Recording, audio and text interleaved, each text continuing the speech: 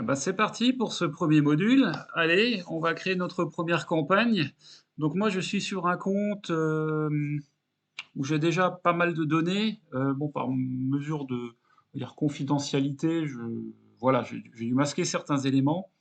Donc c'est pourquoi je suis déjà dans l'interface de création. Vous, quand vous êtes sur votre compte, vous cliquez simplement sur le plus ou sur Nouvelle campagne, et puis vous arrivez exactement sur ce même écran. Alors, il se peut que vous ayez déjà la nouvelle interface qui soit disponible. Honnêtement, ça ne change rien. L'intégralité des éléments et des options qui y figurent sont exactement les mêmes que dans l'ancienne interface. Moi, j'ai encore l'ancienne sur ce compte-ci. Si vous avez la nouvelle, c'est pas grave. Donc, on va partir du principe, on va commencer par quelque chose de simple. On va dire que pour le moment, vous n'avez pas encore forcément de conversion à mesurer, de choses vraiment tangibles. Par contre, vous souhaitez simplement attirer sur votre site web des personnes qui sont intéressées par votre produit ou vos services. Donc, on va, dans un premier temps, cliquer sur trafic vers le site web. Tout à l'heure, je ferai une autre vidéo dédiée à l'e-commerce où on fera à ce moment-là des paramétrages qui sont liés à la vente. Mais au moins, vous aurez déjà les bases pour créer votre première campagne. Donc, vous cliquez sur trafic vers le site web. Et là, déjà, il vous demande d'emblée, avant même de choisir le type de campagne, parce que pour l'instant, on ne l'a pas encore choisi, il vous demande de sélectionner les objectifs de conversion. Alors, si vous n'en avez pas encore défini, je vous invite à le faire. Je ferai peut-être une vidéo aussi sur la manière de définir des objectifs de conversion. Par défaut, il m'en met beaucoup. Bah oui, c'est ceux qui sont dans mon compte. Alors moi, je vais volontairement les supprimer. Alors vous voyez, si vous souhaitez les supprimer, hein, il suffit de cliquer ici sur les trois petits points et vous cliquez sur supprimer. Voilà. Je vais garder néanmoins un objectif d'achat. C'est uniquement pour l'exemple. Alors déjà, petit mot, quand vous créez des conversions, vous le verrez dans la vidéo relative à ça, vous pouvez créer des conversions primaires et des conversions secondaires. Les conversions primaires sont les conversions les plus importantes à vos yeux et ce sont les conversions sur lesquelles Google va se baser pour optimiser ses campagnes. Les conversions secondaires sont, comme son nom l'indique, des conversions moins importantes, mais que Google n'utilisera pas d'emblée pour optimiser votre campagne. Néanmoins, elles serviront à avoir de la data et à faire ce qu'on appelle de l'observation. Donc là, voilà, je garde un objectif d'achat, je ne vais pas revenir dessus. Par défaut, il vous met tous les objectifs primaires du compte, c'est pour ça que j'en avais 5. Libre à vous de garder les 5 ou de les supprimer comme moi je l'ai fait, pour n'en garder qu'un seul pour cette campagne-là. Vous pouvez bien entendu ici cliquer sur ajouter un objectif si vous le souhaitez. Bon. Dans l'exemple, je garde achat. On clique sur continuer. C'est seulement à ce moment-là qu'il vous indique de sélectionner un type de campagne. Alors nous, qu'est-ce qu'on va faire? On va sélectionner Performance Max parce qu'on est bien là pour ça. Alors, là, j'ai décoché le truc. Je suis allé un petit peu vite volontairement. Désolé. C'est si vous avez un compte Mercant Center, alors Mercant ou Merchante, centre marchand, je ne sais même pas comment on le prononce ce truc. Ça sert justement à faire la promotion de produits e-commerce dans des campagnes shopping. Ok? Si vous n'en avez pas, ce qui est très certainement votre cas, peut-être votre cas, à ce moment-là, ici, vous n'avez rien à faire. Donc moi, je l'ai décoché parce que dans l'exemple, on est parti sur une campagne de type trafic. Donc l'objectif, c'est pas de vendre des produits et pas de faire des campagnes shopping, mais uniquement de générer du trafic qualifié vers votre site web. Donc ici, on sélectionne rien. Et vous, vous n'avez rien à sélectionner non plus. Nom de campagne, ici, par contre, on va faire quelque chose. Vous allez appeler votre campagne. Moi, je l'appelle PerfMax, hein, c'est pour l'exercice. On va mettre, allez, je vais l'appeler test 1. Allez, exemple 1, c'est peut-être mieux que test. Exemple 1. Et je vais l'appeler trafic, comme ça, on se rappellera dans l'exercice qu'il s'agit bien de trafic. Et on clique sur Continue. Donc jusque-là, ça va, vous voyez, c'est pas très compliqué. Moi, je mets du temps à vous expliquer les choses, mais après, au moment de cliquer, ça va très très vite. Alors, il y a toujours un petit temps pour que ça s'affiche. Désolé, je n'ai peut-être pas un réseau formidable. Voilà. Et là, vous arrivez dans l'interface de paramétrage de votre nouvelle campagne. Sur la gauche, vous avez un menu navigable où il y a 5 éléments que vous allez devoir parcourir. Le premier, c'est les enchères, j'y viens tout de suite. Ensuite, ce sont les paramètres de campagne, on va dire plus classiques, les groupes d'éléments, le budget et un récapitulatif dans lequel, s'il y a des erreurs, il va vous le dire également. Alors, au niveau des enchères, par défaut ici, vous avez accès à 2 types d'enchères, soit les conversions, soit les valeurs de conversion. Rappelez-vous, je vous l'ai dit dans l'introduction, les perfs max, ce sont des campagnes dont l'objectif ultime et unique quasiment, c'est la conversion. Donc même si on fait un trafic, si on fait une campagne de trafic, il faut qu'on mesure un truc par derrière. Ça peut être une prise de contact, ça peut être simplement la visite de 3 pages, mais il faut qu'il y ait des conversions pour que Google puisse optimiser vos campagnes Perfmax. Donc je laisse ici par défaut conversion. Petite parenthèse, valeur de conversion, c'est quoi la différence? En fait, quand vous sélectionnez conversion, Google va favoriser le quantitatif. Il va tout faire pour que vous ayez un maximum de conversion par rapport au budget, au paramétrage que vous lui aurez donné. Valeur de conversion, c'est un petit peu différent. Vous aurez moins de volume, mais il va favoriser, Google va aller chercher des gens qui payeront peut-être plus cher. Je vous donne un exemple. Si vous avez un site e-commerce qui vend, je ne sais pas moi, allez, des chaussures. Allez, on va prendre cet exemple tout simple. Vous avez des chaussures en cuir à 50 € et vous avez des chaussures en cuir à 500 €. En sélectionnant conversion, Google va favoriser un maximum de ventes. Donc, il va faire pour que vous vendiez un maximum de paires de chaussures. Par contre, valeur de conversion, qu'est-ce qu'il va faire Google? Lui, il va plutôt favoriser, en général, les produits les plus chers, ou du moins les paniers les plus élevés. Donc, vous vendrez peut-être un peu plus de chaussures à 500 €, un peu moins à 50 €, mais vous en aurez peut-être pour votre argent. Après, il faut aussi aller les chercher, ces conversions-là, hein. Ça demande un petit peu d'apprentissage de la part de l'algorithme. Bon, je ne vais pas trop vous perturber, c'est juste pour que vous compreniez. Par défaut, vous laissez conversion, ça ira très bien. Définir un coût par action cible, vous ne le cochez pas, surtout si vous n'avez pas d'historique. C'est quoi un coût par action cible? En gros, c'est le montant monétaire, en euros, que vous souhaitez mettre sur la table pour générer une conversion. En gros, c'est combien vous coûte une conversion. Bon, ça, vous ne le savez pas forcément d'avance. Acquisition de clients, ça n'est pas coché. En quoi ça consiste? Il faut savoir que parmi les paramètres de ciblage de Google, vous pouvez importer votre propre liste de clients. Et oui, en gros, c'est un fichier Excel, un CSV, dans lequel vous avez plusieurs colonnes. En général, vous avez nom, prénom, adresse email, téléphone peut-être. Vous donnez ça à Google et lui, il va cibler ou exclure votre liste de clients.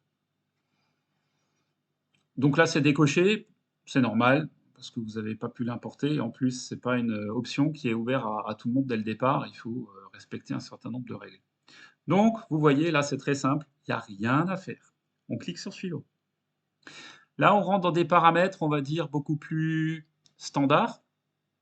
On va les parcourir ensemble. Donc, la zone géographique, forcément, de base, hein, vous avez tous les pays et territoires qui sont sélectionnés. Donc, par défaut, vous sélectionnez le monde entier. Si vous ciblez la France, vous avez France. Ici, il vous met en général le pays dans lequel vous êtes situé.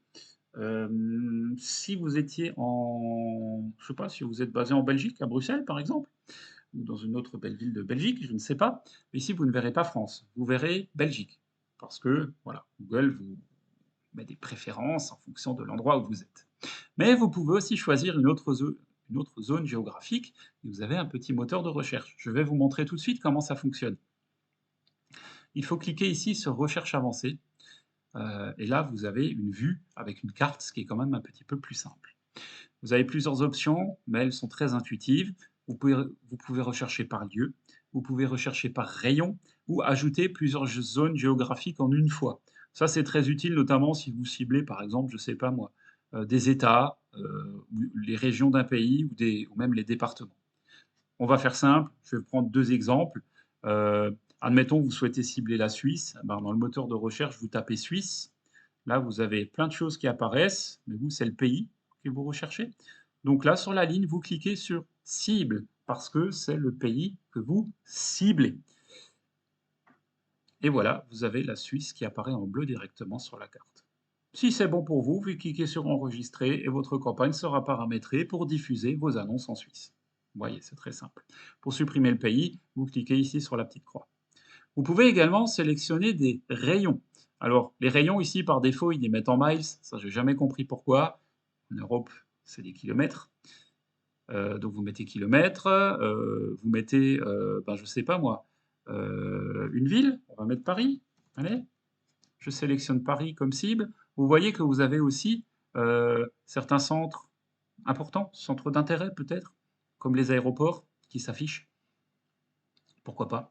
Moi, je mets Paris dans un rayon de 20 km, et là, vous avez le rayon qui s'affiche sur la carte. Comme ça, vous pouvez mieux cibler là où vos annonces seront diffusées.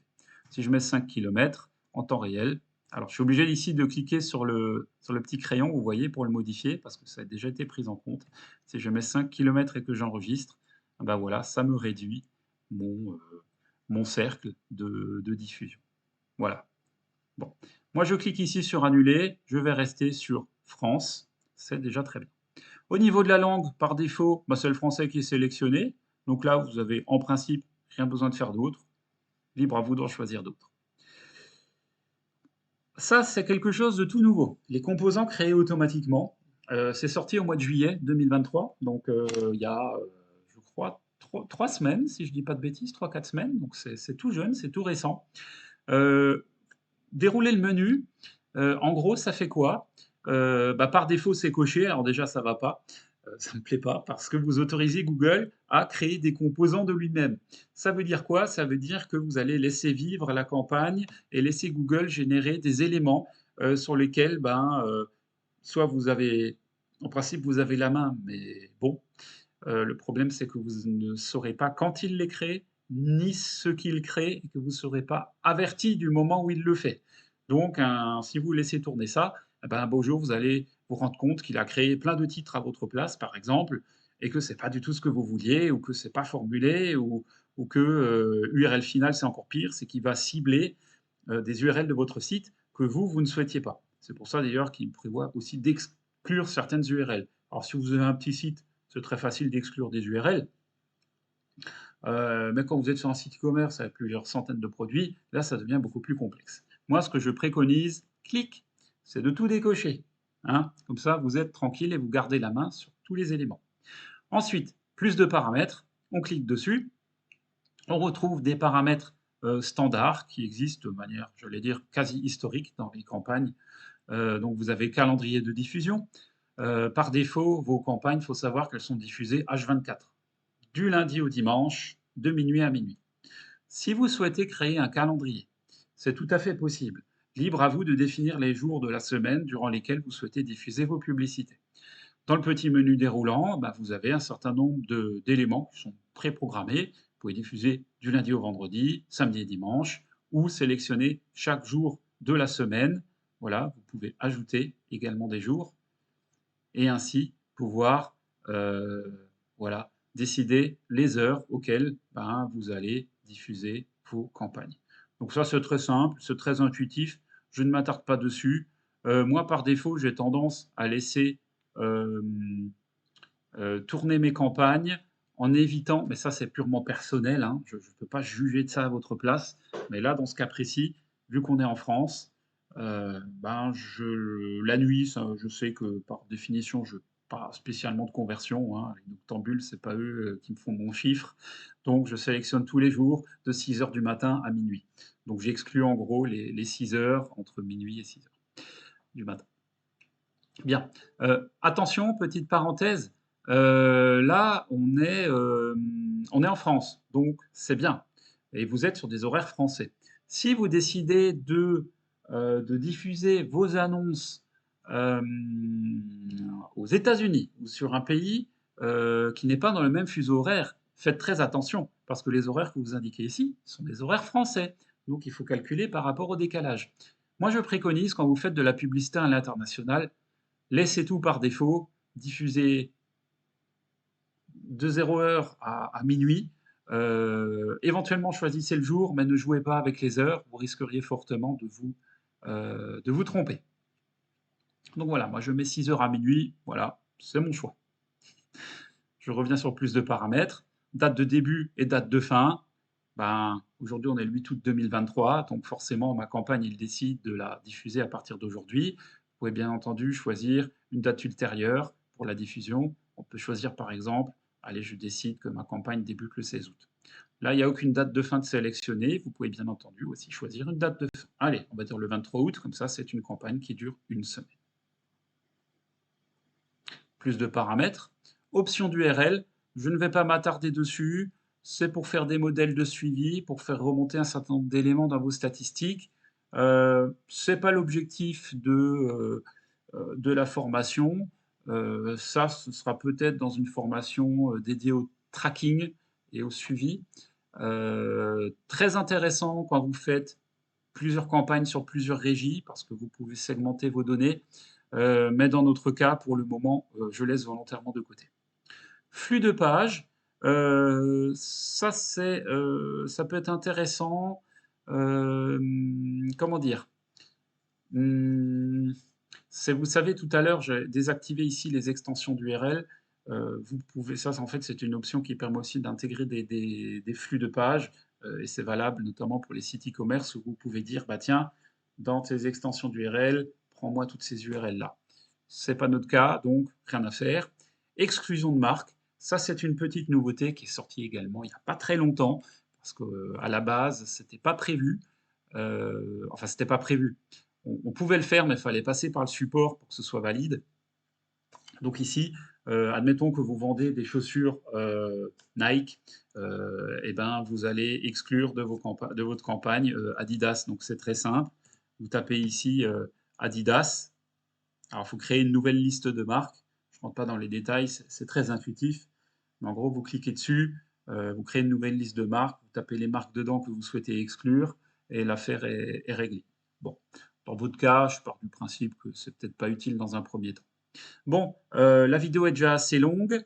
Je vais m'arrêter là pour cette partie enchères et paramètres de la campagne. Je fais une deuxième vidéo et je continue avec les groupes d'éléments.